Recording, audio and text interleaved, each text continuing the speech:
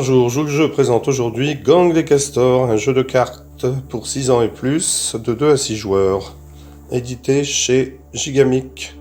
Dans ce jeu, vous trouverez des cartes Castor de 0 à 9 et des cartes spéciales, une carte loupe qui vous permet de regarder une carte de votre jeu, une carte échange, on peut échanger une carte avec un autre joueur, une carte où on peut tirer 2 cartes sur la pioche. Pour gagner au Gang des Castors, il faut avoir le moins de points possible. Configuration à 4, chaque joueur reçoit 4 cartes qu'il va placer dans l'ordre qu'il désire devant lui, face cachée.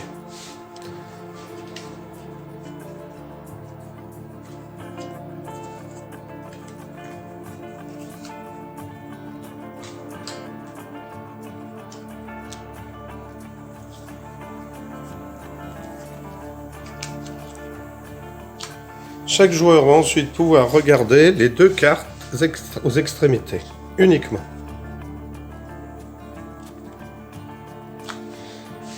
Ensuite, les joueurs vont piocher des cartes. Marcel commence. Il pioche une carte qu'il regarde et qu'il peut mettre à la place d'une de ses cartes.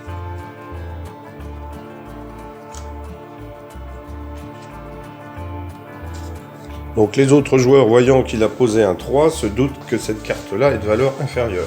Alors bien entendu, il peut y avoir du bluff aussi. Ce joueur-là retourne ces 2 cartes. Bien entendu, elles ne doivent pas être montrées aux autres. On les cache bien aux autres. Donc ça, ce sont des cartes échanges. Donc il en a pris connaissance.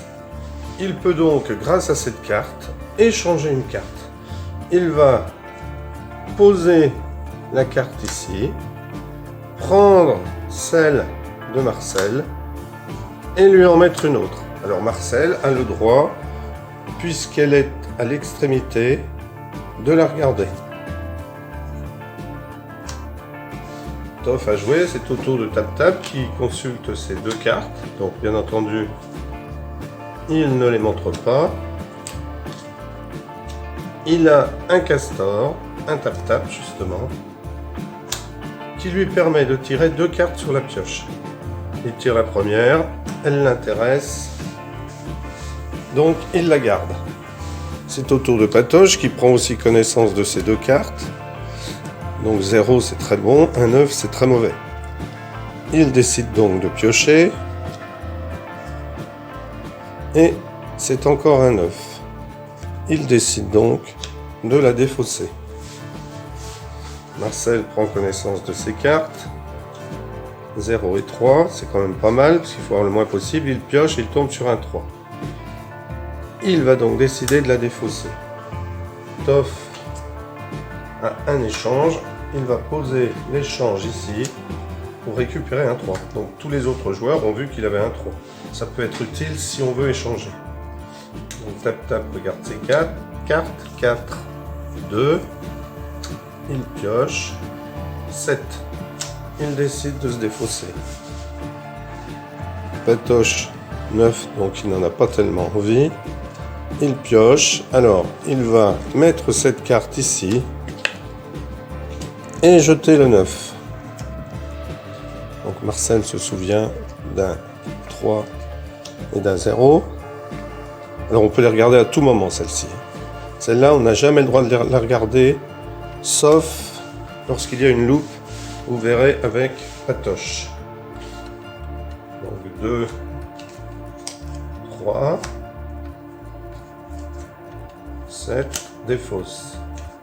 4, 2, 5. Bon. Donc les cartes jetées permettent certaines fois aux autres joueurs de donner des indices. Donc Patoche a une loupe, il décide de la poser, ce qui lui permet de regarder une de ces 2 cartes. C'est un Tap. Et il repioche une carte, et il a le droit de la regarder car elle est aux extrémités. Il tombe sur une loupe, donc au prochain tour, il va sans doute regarder celle-ci, et il connaîtra toutes les cartes de son jeu. Ce qui est fort utile pour mettre fin à la partie. Donc Marcel pioche et sans la voir, il décide de la poser ici et de retourner celle-là. Donc en l'occurrence ici, il a bien fait. Toff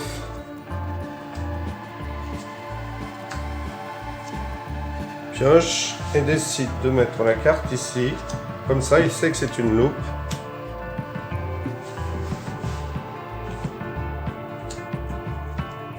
Donc tape, tape, pioche et décide de poser ici. On n'est pas obligé, bien entendu, de garder.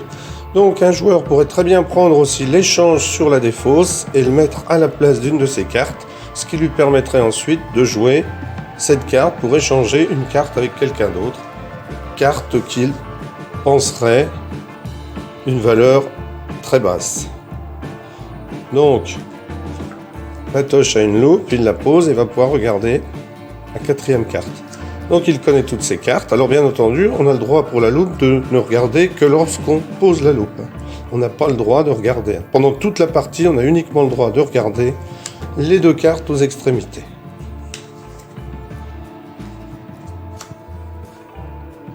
Il est tout à fait possible aussi au Gang des Castors de ne pas piocher et de prendre une de ces cartes, de la poser chez un adversaire parce qu'on connaît la valeur de la carte de l'adversaire, car il l'a prise à quelqu'un d'autre ou il nous l'a prise à un tour précédent. Donc ce joueur-là pourrait très bien échanger cette carte contre celle d'un adversaire. Il pourrait en prendre connaissance car elle est aux extrémités. Et ce joueur-là pourrait aussi prendre connaissance car elle est aux extrémités. Un autre joueur pourrait très bien aussi décider de changer cette carte avec celle d'un joueur, auquel cas aucun des deux joueurs ne la regarderait car c'est une carte qui a été prise dans les deux cartes du milieu. Voilà comment se joue Gang des Castors. Donc un joueur, après avoir effectué son action, peut taper sur la table et dire « Dernier tour ». Pour ce dernier tour, tous les autres joueurs jouent jusqu'à ce que ça revienne au joueur qui a tapé sur la table. Chaque joueur découvre alors les cartes.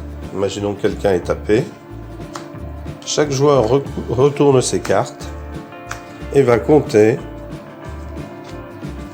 Donc là, on n'a pas fait une partie jusqu'au bout puisque le but, c'est d'avoir le moins de points, donc d'accumuler des cartes 0, 1.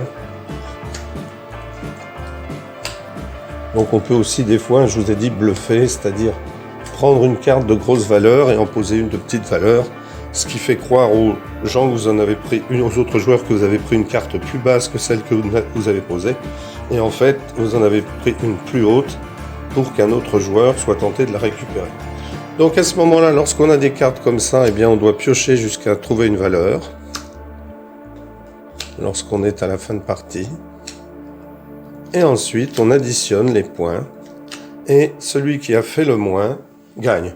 Donc on peut faire ça sur plusieurs manches et noter les scores. Celui ayant le moins à la fin gagnera. Un excellent jeu. On peut faire beaucoup de parties.